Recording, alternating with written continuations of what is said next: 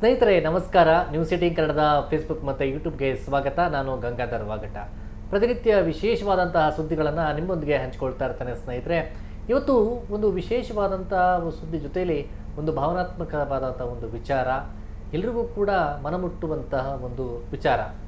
ಏನಪ್ಪ ಅಂತಂದರೆ, ನೀವೆಲ್ರಿಗೂ ಕೂಡ ಗೊತ್ತಿರೋಂಥ ಈಗಾಗಲೇ ಆಲ್ರೆಡಿ ಸೋಷಿಯಲ್ ಮೀಡಿಯಾಗಳಲ್ಲಿ ಎಲ್ಲ ಕೂಡ ನೋಡ್ತಾ ಇರ್ತೀರಿ, ಜೊತೆಗೆ ಸುದ್ದಿ ಮಾಧ್ಯಮಗಳಲ್ಲೂ ಕೂಡ ನೀವು ನೋಡ್ತಾ ಇರ್ತೀರಿ. ಕಾಡುಗೋಡಿ ಪೊಲೀಸ್ ಠಾಣಾ ವ್ಯಾಪ್ತಿಯಲ್ಲಿರುವಂತಹ ಸೀಗೆಹಳ್ಳಿಯ ಒಂದು ವಿಲ್ಲಾದಲ್ಲಿ 5.5 ವರ್ಷದ ಮಗು ವೆನ್ನೆಲಾ ಅಂತೇಳಿ, ಆ ಮಗುವನ್ನು ಸ್ವತಃ ಅವರ ತಾಯಿ ಪ್ರಿಯಾಂಕಾ ಜೊತೆಗೆ ಆಕೆಯ ಪ್ರಿಯಕರ ಮೋಹನ್ ಇಬ್ಬರು ಕೂಡ ಸೇರಿಕೊಂಡು ಕೊಲೆ ಮಾಡಿದ್ದಾರೆ ಅನ್ನೋ ಗಂಭೀರವಾದಂಥ ಆರೋಪವನ್ನು ಆ ಮಗುವಿನ ತಂದೆ ಪ್ರವೀಣ್ ಎಂಬವರು ಕಂಪ್ಲೇಂಟನ್ನು ಕೊಡ್ತಾರೆ. ಅದು ಕಾಡುಗೋಡಿಯಲ್ಲಿ FIR ಕೂಡ ದಾಖಲಾಗುವಂಥದ್ದು. ಕೊನೆಗೆ FIR ದಾಖಲಾದಂಥ 2 ದಿನದಲ್ಲಿ ಆರೋಪಿ ಮೋಹನನ್ನು ಬಂಧನ ಮಾಡುವಂಥದ್ದು. ಆದರೆ ಆರೋಪಿಯನ್ನು ಬಂಧನ ಮಾಡಿದ್ರು. ಆದರೆ ಈ ಇನ್ಸಿಡೆಂಟ್ ನಡೆಯುವಂಥದ್ದು 3 ತಿಂಗಳ ಹಿಂದೆ, ಮಾರ್ಚ್ 24ನೇ ತಾರೀಕು ಆ ಮಗು ಸಾವಿಗೀಡಾಗುತ್ತೆ. ಇದು ಏನೋ ಒಂದು ಸಹಜ ಸಾವು ಅಂತೇಳಿ ಬಿಂಬಿಸುವಂಥ ನಿಟ್ಟಿನಲ್ಲಿ ಐಸ್ ಕ್ರೀಮ್ ತಿಂತು, ಬಿರಿಯಾನಿ ತಿಂತು, ಮತ್ತು AC ಮಲಗಿದ್ದಂಥ ಹಿನ್ನೆಲೆಯಲ್ಲಿ ಅನ್ಕಾನ್ಷಿಯಸ್ ಆಗಿದ್ದಂಥ ಬೇಬಿ ಇದಕ್ಕಿದಾಗಿ ಡೆತ್ ಆಗಿದೆ ಅಂತೇಳಿ ಅವರ ತಾಯಿ ಅಲ್ಲಿ ಹೇಳುವಂಥದ್ದು. ಅಂದರೆ ಆ ಮಗುವನ್ನು ಆಸ್ಪತ್ರೆಗೆ ಕರ್ಕೊಂಡು ಹೋದಂಥ ಸಂದರ್ಭದಲ್ಲಿ ಆಕೆ ಅಲ್ಲಿ ಹೇಳುವಂಥದ್ದು. ಅನಂತರ ಆ ಮಗುವನ್ನು ವೈದೇಹಿ ಆಸ್ಪತ್ರೆಗೆ ತೆಗೆದುಕೊಂಡು ಹೋಗ್ತಾರೆ. ಅಲ್ಲಿ ಮರಣೋತ್ತರ ಪರೀಕ್ಷೆ ಆಗುತ್ತೆ. ಆ ಬಳಿಕ ಅವರು ಕೂಡ ಒಂದು ಸಸ್ಪೆಕ್ಟ್ ಮಾಡ್ತಾರೆ, ಇಲ್ಲ ಇದು ಸಹಜ ಸಾವಲ್ಲ, ಏನೋ ಪ್ರಾಬ್ಲಮ್ ಆಗಿದೆ ಅಂತ. ಜೊತೆಗೆ ಅವರು ಆಲ್ರೆಡಿ ಮಣ್ಣನ್ನು ಅಂದರೆ ಆ ಮಗುವನ್ನು ತೆಗೆದುಕೊಂಡು ಹೋಗಿ ಹೊಸಕೋಟೆ ಬಳಿ ಅಂತ್ಯಕ್ರಿಯೆಯನ್ನು ಮಾಡ್ತಾರೆ. ಆ ಒಂದು UDR-ಅನ್ನು ಅಂದರೆ ಪೊಲೀಸರು ಕಾಡುಗೋಡಿ ಪೊಲೀಸರು ಅದನ್ನು UDR ದಾಖಲು ಮಾಡಿಕೊಳ್ತಾರೆ. ಕೇಸನ್ನು ಸರಿಯಾದ ರೀತಿಯಂತೆ ಮಾಡೋದಿಲ್ಲ. ಯಾಕಂದರೆ 25ನೇ ತಾರೀಕು ಕಾಡುಗೋಡಿ ಪೊಲೀಸ್ ಠಾಣೆಯಲ್ಲಿ UDR ದಾಖಲಾಗುತ್ತೆ.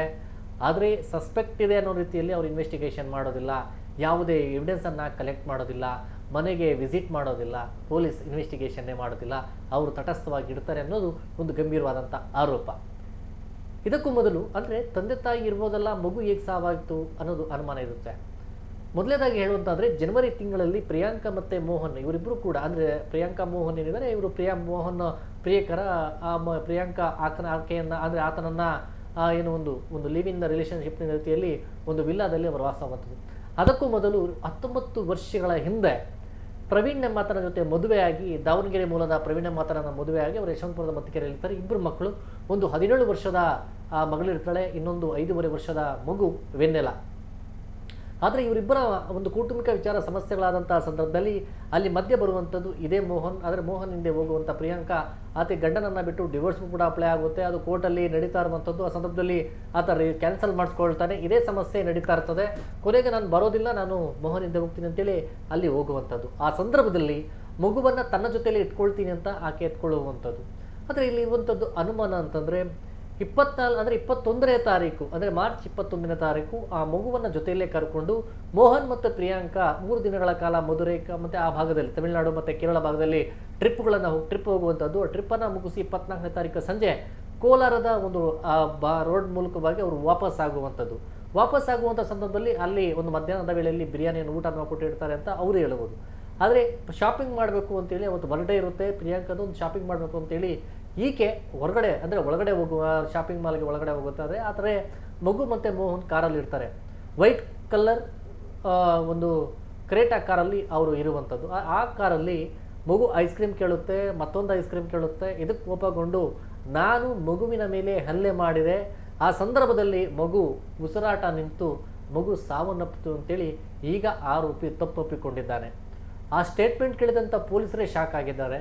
ಜೊತೆಗೆ ಮಗುವಿಗೆ ಬಲವಾಗಿ ಅಂದರೆ ಹೊಟ್ಟೆಯ ಭಾಗಕ್ಕೆ ಪೆಟ್ಟು ಬಿದ್ದಿರೋದ್ರಿಂದ, ಜೊತೆಯಲ್ಲಿ ಬಾಯಿ ಮತ್ತು ಮೂಗನ್ನು ಜೋರಾಗಿ ಪ್ರೆಸ್ ಮಾಡೋದ್ರಿಂದ ಉಸಿರಾಟದ ಸಮಸ್ಯೆಯ ಜೊತೆಯಲ್ಲಿ ಮಗು ನರಳಾಡಿ ಪ್ರಾಣವನ್ನು ಬಿಟ್ಟಿದೆ ಅಂತೇಳಿ ಹೇಳಲಾಗ್ತಾ ಇದೆ.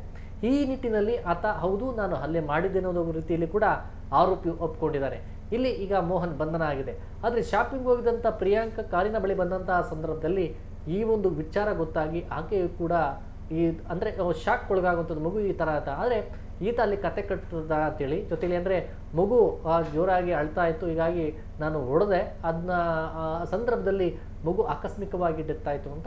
ಅಂದರೆ ಮೋಹನ್ ಮಾತನ್ನು ನಂಬಿದಂಥ ಆಕೆ ಈ ವಿಚಾರವನ್ನು ಪೊಲೀಸರಿಗೆ ಹೇಳದೆ ಆಕೆ ಮೋಹನ್ ಜೊತೆಗೂಡಿ ಕಾರಿನಲ್ಲಿ ವಿಲ್ಲಾಗೆ ಹೋಗಿ ವಿಲ್ಲಾದಲ್ಲಿ ಮಗುವನ್ನು ಮೃತದೇಹ ಜೊತೆಯಲ್ಲೇ ಅವತ್ತು ರಾತ್ರಿ ಮಲಗಿ ಬೆಳಗ್ಗೆ ಅಂದರೆ 25ನೇ ತಾರೀಕು ಬೆಳಿಗ್ಗೆ ಪ್ರೈವೇಟ್ ಹಾಸ್ಪಿಟ್ಲಿಗೆ ಹೋಗಿ, ಇಲ್ಲ ರಾತ್ರಿ ಎಲ್ಲೋ ಮೆಟ್ಲ ಮೇಲೆ ಬಿತ್ತು, ರಾತ್ರಿ ಈ ಥರ ಊಟ ಎಲ್ಲ ತಿಂದಿತ್ತು, ಐಸ್ ಕ್ರೀಮ್ ತಿಂದಿತ್ತು, ಅನ್ಕಾನ್ಷಿಯಸ್ ಆಗಿದೆ ಅಂತ ಹೇಳಿದಾಗ ಅಲ್ಲಿ ಇಲ್ಲ ಬೇಬಿ ಡೆತ್ ಆಗಿದೆ ಅಂತ ಹೇಳ್ತಾರೆ. ಕೂಡಲೇ ಅದನ್ನು ವೈದ್ಯಕೀಯ ಆಸ್ಪತ್ರೆಗೆ ತಗೊಂಡು ಹೋಗ್ತಾರೆ. ಅಲ್ಲಿ ಕೂಡ PM ರಿಪೋರ್ಟ್ ಮಾಡುವಂಥದ್ದು. ಆದರೆ ಮಗು ಬೆಳಗ್ಗೆ ಡೆತ್ ಆಗಿದೆ ಅಂತ ಡಿಕ್ಲೇರ್ ಆದಂಥ ಸಂದರ್ಭದಲ್ಲಿ ಆ ಬಳಿಕ ಪ್ರವೀಣ್ಗೆ ಕರೆ ಹೋಗುತ್ತೆ. ದಾವಣಗೆರೆಯಲ್ಲಿದ್ದಂಥ ಸಂದರ್ಭದಲ್ಲಿ ಆತ ವಾಪಸ್ ಆಗ್ತಾನೆ. ಈ ಒಂದು ಇನ್ಸಿಡೆಂಟ್ ನಡೆಯುವಂಥದ್ದು. ಆ ಬಳಿಕ ಇಲ್ಲ ಅನ್ಕಾನ್ಷಿಯಸ್ ಆಗಿದೆ ಅಂದಾಗ ಏಪ್ರಿಲ್ 4ನೇ ತಾರೀಕು PM ರಿಪೋರ್ಟ್ ಬರುವಂಥದ್ದು. ಅದರಲ್ಲಿ ಬಾಯಿ ಮತ್ತು ಮೂಗನ್ನು ಬಿಗುವಾಗಿ ಇಟ್ಟಂಥ ಸಂದರ್ಭದಲ್ಲಿ, ಅಂದರೆ ಪ್ರೆಸ್ ಮಾಡಿದಂಥ ಸಂದರ್ಭದಲ್ಲಿ ಉಸಿರಾಟ ಪ್ರಾಬ್ಲಮ್ ಆಗಿದೆ, ಅಂದರೆ ಉಸಿರಾಟಕ್ಕಾಗದೆ ಮಗು ಸಾವನ್ನಪ್ಪಿದೆ ಮತ್ತು ಬ್ಲಡ್ ಕ್ಲಾಟ್ ಆಗಿದೆ ಹೊಟ್ಟೆಯ ಭಾಗದಲ್ಲಿ ಅಂತೇಳಿ ಅದು ರಿಪೋರ್ಟಲ್ಲಿ ಬರುವಂಥದ್ದು. ಆ ಬಳಿಕ ಅದುವರೆಗೂ ಕೂಡ ಪೊಲೀಸರು ಯಾವುದೇ ರೀತಿಯಾದಂಥ ಇನ್ವೆಸ್ಟಿಗೇಷನ್ ಮಾಡೋದಿಲ್ಲ. CCTV ಏನೂ ಕೂಡ ಚೆಕ್ ಮಾಡಿದೆ, ಕಾರ್ ಸೀಸ್ ಮಾಡಿದೆ, ಇವೆಲ್ಲವೂ ಕೂಡ ಅವರು ತಟಸ್ಥವಾಗಿರುವಂಥದ್ದು. ಆದರೆ ನಂತರ ಆತ ಅಂದರೆ ಪ್ರವೀಣ್ ಏನಿದ್ದಾರೆ ಆ PM ರಿಪೋರ್ಟ್ ಇಟ್ಕೊಂಡು ಅವ್ರ ಅಕ್ಕ ಪೂರ್ಣಿಮಾ ಅಂತೇಳಿ ಲಂಡನ್ಲಿರುವಂಥದ್ದು, ಅವರು ಕೂಡ ಮಕ್ಕಳ ಡಾಕ್ಟ್ರು, ಅವರು ಚೆಕ್ ಮಾಡಿ ಇಲ್ಲ ಇದು ಮರ್ಡರ್, ಇದು ಸಹಜ ಸಾವಲ್ಲ ಅಂತ ಹೇಳಿದ ನಂತರ ಅವರು ಬಂದು ಇಲ್ಲಿ ಲೋಕಾಯುಕ್ತದಲ್ಲಿರುವಂಥ ಅಧಿಕಾರಿ ಒಬ್ಬರನ್ನು ಭೇಟಿ ಮಾಡಿ ಅವರಿಗೆ ಒಂದು ಕಂಪ್ಲೇಂಟ್ ಕೊಟ್ಟು ಆ ಬಳಿಕ ಪೊಲೀಸರ ಒಂದು ಕಾನೂನು ಹೋರಾಟಕ್ಕೆ ಮುಂದಾದಂಥ ಸಂದರ್ಭದಲ್ಲಿ ಆಗ ಕಾಡುಗೋಡಿ ಪೊಲೀಸರು FIR ಮಾಡಿಕೊಂಡು ದಾಖಲು ಮಾಡಿ 2 ದಿನದಲ್ಲಿ ಆರೋಪಿಯನ್ನು ಅಂದರೆ ಅರೆಸ್ಟ್ ಮಾಡುವಂಥದ್ದು. ಈ ನಿಟ್ಟಿನಲ್ಲಿ ಈಗ ಇನ್ವೆಸ್ಟಿಗೇಷನ್ ನಡೀತಾ ಇದೆ. ಪೊಲೀಸರ ತನಿಖೆಯಲ್ಲಿ ಬೇರೆ ಬೇರೆ ಆಯಾಮವನ್ನು ಪಡ್ಕೊಳ್ತಾ ಇದೆ. ಎಲ್ಲೋ ಒಂದು ಕಡೆ ಎವಿಡೆನ್ಸ್ ನಾಶ ಮಾಡುವಂಥ ಕೆಲಸವನ್ನು ಅಂದಿನ ಪೊಲೀಸರು ಯಾರು ಆಗ ತನಿಖಾಧಿಕಾರಿಯಾಗಿದ್ದರು ಅವರು ಮಾಡಿದ್ರ, ಈ ಇನ್ವೆಸ್ಟಿಗೇಷನ್ ಸರಿಯಾದ ರೀತಿಯಲ್ಲಿ ತೆಗೆದುಕೊಂಡು ಹೋಗಬೇಕಾದಂಥ ಹಂತದಲ್ಲೇ ದಾರಿ ತಪ್ಪಿದ್ರ, ಎಲ್ಲ ಅನುಮಾನ ಸಹಜವಾಗಿ ಮಾಡುವಂಥದ್ದು. ಆದರೆ ಇಷ್ಟು ದಿನ ಆದರೂ ಕೂಡ ಇಲ್ಲಿ ಮೋಹನ್ ಸಿಕ್ಕಿದ ಅಥವಾ ತಪ್ಪೊಪ್ಪಿಕೊಂಡ. ಆದರೆ ಇಲ್ಲಿ ಪ್ರಮುಖವಾಗಿ ಈ ಕೇಸ್ಗೆ ಬೇಕಾಗಿರುವಂಥದ್ದು ಅವರ ತಾಯಿ ಪ್ರಿಯಾಂಕಾ ಸಿಕ್ಕಂಥ ಬಳಿಕ ಈ ಒಂದು ಪ್ರಕರಣದ ನಿಜವಾದ ಸ್ಪಷ್ಟತೆ, ನಿಜಾಂಶ ಏನು ಅನ್ನೋದು ಅಲ್ಲಿ ಸ್ಪಷ್ಟವಾಗಿ ಗೊತ್ತಾಗುತ್ತೆ. ಹೀಗಾಗಿ ಒಂದು ಪ್ರೀತಿ ಒಂದು ಕಡೆ ಆದರೆ ಅದು ವೈಯಕ್ತಿಕ, ಅಂದರೆ ಅವರ ಏನೇ ವಿಚಾರಗಳಿದ್ರೂ ಕೂಡ ಅವರ ಪರ್ಸನಲ್ ಕೌಟುಂಬಿಕ ವಿಚಾರಗಳು. ಆದರೆ ಇಲ್ಲಿ ಇರುವಂಥ ಒಂದು ವಿಚಾರ ಅಂತಂದರೆ ಆ ಮಗುವಿನ ಸಾವು ನ್ಯಾಯನ, ತಾಯಿಯಾದವಳು ಆ ಮಗುವಿನ ಸಾವಿಗೆ ನ್ಯಾಯ ಕೊಡಿಸ್ಬೇಕು ನಿಟ್ಟಿನಲ್ಲಿ ಹೋರಾಟ ಮಾಡಿ ಪೊಲೀಸ್ ಸ್ಟೇಷನ್ ಕಂಪ್ಲೇಂಟ್ ಕೊಟ್ಟು ಆ ಕೇಸನ್ನು ಅಂದರೆ ಆ ಮಗುವಿನ ಸಾವಿಗೆ ನ್ಯಾಯ ದೊರಕಿಸ್ಕೊಳ್ಬೇಕಾದಂಥ ತಾಯಿ ಸುಮ್ಮನಾಗಿದ್ದೆ ಯಾಕೆ? ಇಲ್ಲಿ ಮೋಹನ್ ಪಾತ್ರ ಏನು, ಪ್ರಿಯಾಂಕಾ ಪಾತ್ರ ಏನು? ಇಲ್ಲಿ ಪೊಲೀಸರ ಬಳಿ ತಪ್ಪೊಪ್ಪಿಕೊಂಡಂಥ ಮೋಹನ್ ಕೇವಲ ಈ ಒಂದು ಬೇರೆ ಏನಾದರೂ ವಿಚಾರಗಳನ್ನು ಮುಚ್ಚಿಟ್ಟಿದ್ದಾನ? ಪೊಲೀಸರು ಹಿಂದೆ ತನಿಖೆ ಮಾಡಿದಂಥ ಪೊಲೀಸರು ಇನ್ವೆಸ್ಟಿಗೇಷನ್ ಸರಿಯಾದ ರೀತಿಯಲ್ಲಿ ಮಾಡದೆ ಎಲ್ಲವೂ ಸಾಕ್ಷ್ಯಗಳ ನಾಶವನ್ನು ಮಾಡುವಂಥ ಕೆಲಸವನ್ನು ಮಾಡಿದ್ರ?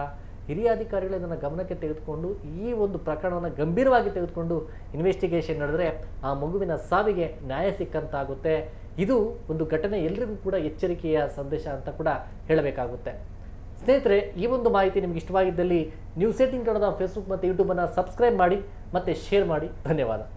ನಿರ್ಭೀತ, ನಿಷ್ಪಕ್ಷಪಾತ, ವಿಶ್ವಾಸಾರ್ಹ ಸುದ್ದಿಗಳಿಗೆ ಹೆಸರಾಗಿರುವ ನ್ಯೂಸ್18 ಕನ್ನಡ ಈಗ ಆಪ್ನಲ್ಲೂ ಲಭ್ಯವಿದೆ. ದಯವಿಟ್ಟು ಇಲ್ಲಿರುವ QR ಕೋಡ್ನ ಸ್ಕ್ಯಾನ್ ಮಾಡಿಕೊಂಡು ಆಪ್ ಡೌನ್ಲೋಡ್ ಮಾಡೋದಕ್ಕೆ ಮರಿಬೇಡಿ.